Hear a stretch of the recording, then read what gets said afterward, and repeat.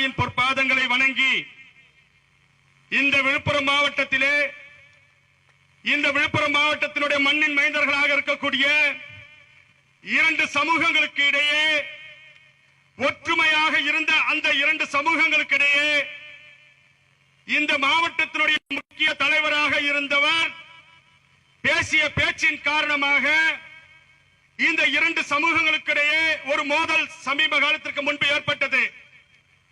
நமக்கு தெரியும், திரௌபதி அம்மன் ஆலயத்தினுடைய கோயில் இன்றைக்கு மூடப்பட்டிருக்கிறது என்று சொன்னால் அது இரண்டு சமூகங்களுக்கு இடையேயான பிரச்சனை அல்ல. இங்கே ஆளுகின்ற திராவிட முன்னேற்ற கழகத்தினுடைய பிரதிநிதியாக இருக்கக்கூடிய தலைவர் அவருடைய பேச்சு அவர் மக்களிடையே சரியான புரிதலை ஏற்படுத்தாதன் விளைவு இன்றைக்கு அந்த கோயில் பூட்டப்பட்டிருக்கின்றது. அப்படி கோயில் பூட்டப்பட்டிருப்பதனுடைய விளைவு இன்றைக்கு நான் சொன்ன தலைவர் தன்னுடைய பதவியை, அமைச்சர் பதவியை, சட்டமன்ற உறுப்பினர் பதவியை இன்றைக்கு இழந்திருக்கிறார் என்று சொன்னால் திரௌபதி அம்மனுடைய பக்தி சக்தியை அவர் புரிந்து கொள்ள வேண்டும். எனவே தயவு கூர்ந்து அந்த தலைவருக்கு ஒரு வேண்டுகோளை வைக்கிறேன். நீங்கள் இந்த திரௌபதி அம்மன் கோயில் திறப்பதற்கு ஒரு வழிவகையை செய்தால்தான் இனி நீங்கள் சட்டமன்ற உறுப்பினராக வர முடியும், அமைச்சராக முடியும். திரௌபதி அம்மனுடைய சாபத்தில் இருந்து நீங்கள் விடுபட வேண்டும் என்று சொன்னால் அந்த ஆலயம் திறப்பதற்கு இந்த மக்கள் மத்தியிலே நீங்கள் ஒரு சுமூகமான ஏற்பாட்டை செய்ய வேண்டும் என்கின்ற ஒரு வேண்டுகோளை முதற்கண் வைத்து இந்த திராவிட மாடல் ஆட்சி இங்கே அமர்ந்திருக்கக்கூடிய பெண்களுக்கெல்லாம் 1000 ரூபாய் தருவார்கள். தருகிறார்களா அம்மா? தராங்களா? தராங்களாமா? எத்தனை பேருக்கு தராங்க? கை தூக்குங்க. பாத்துக்கோங்க, ஒரே ஒரு அம்மா மட்டும் தூக்குறாங்க. ஆனா அந்த 1000 ரூபாய்க்கு பணம் எங்க இருந்து தெரியுமா வருது? எங்க இருந்து வருது?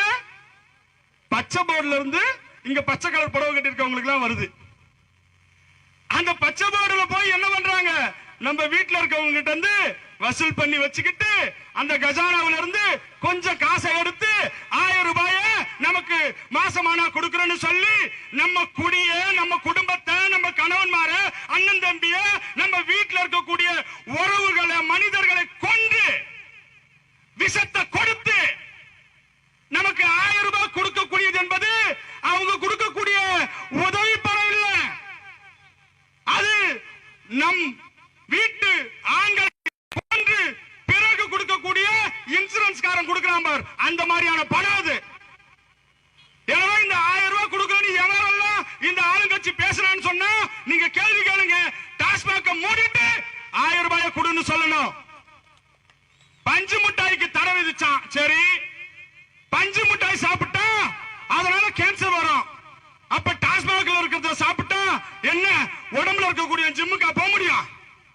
ஜிம்முல இருக்கிறவன் சுடுகாட்டுக்கு தான் போக முடியும். ஏன்னா என்ன நீங்க ஆட்சி நடத்துகின்றீர்கள் திராவிட முன்னேற்ற கழகம்?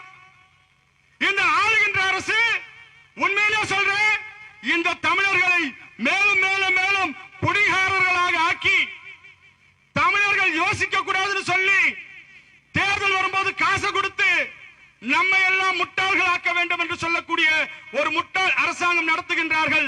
இந்த அரசாங்கத்தை வீழ்த்த வேண்டும் என்பதற்காகத்தான் வேண்டும் மோடி, மீண்டும் மோடி. தெளிவா சொன்னார் பொன்னுசாமிஜி. உண்மை. பாரத பிரதமர் மோடி அவர்கள் எல்லாருக்கும் வீடு கொடுத்தாரு. அதுல ஸ்டிக்கர் ஓட்டினாரு ஸ்டாலின். பாரத பிரதமர் ஒவ்வொரு கிராமத்துக்கும் குழால தண்ணி கொடுத்தாரு. அந்த தண்ணியை போய் குழாவை திருப்பி விட்டு ஸ்டாலின் தான் திருப்பி விட்டாருன்னு சொல்றான். ஒவ்வொருவருக்கும் மருத்துவ காப்பீடை மத்திய அரசு மோடி அவர்கள் உறுதி செய்திருக்கின்றார். ஹாஸ்பிட்டல்ல போய் எல்லா கலைஞர் படத்தை ஒட்டிக்கிறாங்க. ஒவ்வொரு திட்டமும் மத்திய அரசு மோடி அரசு கொடுக்குதுங்க.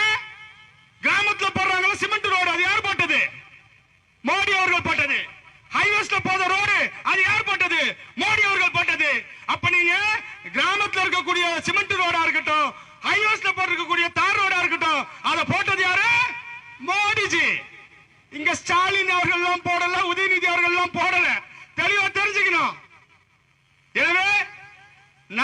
நம்முடைய கிராமத்தில் இருக்கக்கூடிய மக்கள் முன்னேறணும்னு சொன்னா இந்த மகளிர்களுக்கான சுய உதவி குழுவை கொண்டு வந்தது வாஜ்பாய். இந்த ஆம்புலன்ஸ் திட்டத்தை இந்த நாடு முழுக்க அழகாக கொண்டு செல்லக்கூடிய அளவில் மத்திய அரசு கொண்டு வந்த திட்டம். அன்புமணி அவர்கள் இங்கே அமைச்சராக இருந்த போது அந்த திட்டத்தை கொண்டு வந்திருந்தாலும் மத்திய அரசின் மூலமாக பல திட்டங்கள் இந்த மக்களுக்கு தமிழகத்திற்கு வந்து கொண்டிருக்கின்றது. ஆனால் அதுல ஸ்டிக்கர் ஒட்டக்கூடிய வேலையை தான் செஞ்சிட்டு இருக்காங்க. இப்ப ரேஷனுக்கு போனாக்கா நம்ம அரிசி வாங்குறோம்ல, ரேஷன்ல ஒருவருக்கு 5 கிலோ அரிசி கொடுக்கறாங்க. அந்த அரிசியை யார் கொடுக்கறாமா? இங்க ரேஷன் கடையில் கொடுக்கிற அரிசி யார் கொடுக்கிறா? மத்தியிலே மோடி அவர்கள் 32 ரூபாய் ஒரு கிலோ அரிசிக்கு. எவ்வளவு? 32 ரூபாய் ஒரு கிலோ அரிசிக்கு மத்திய அரசு வாங்கி குடோன்ல வச்சு அதை ஒவ்வொரு மாநிலத்துக்கு அனுப்பிச்சு ரேஷன் கடைக்கு அனுப்பிச்சு அந்த ரேஷன் கடையில இருந்து உங்களுக்கு கொடுத்தா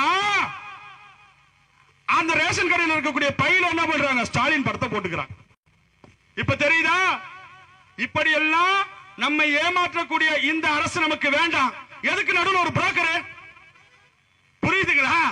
ஒரு இடத்தை வாங்கணும்னா நடுவில் புரோக்கர் வச்சா என்ன பண்ணுவாங்க? புரோக்கர் கமிஷன் வாங்குவாங்க. மத்தியில மோடி அவர்கள் கொடுக்கக்கூடிய திட்டத்திற்கு இடையிலே தமிழகத்திலே இந்த திராவிட முன்னேற்ற கழகம் என்கின்ற இந்த புரோக்கர்கள் தேவையில்லை.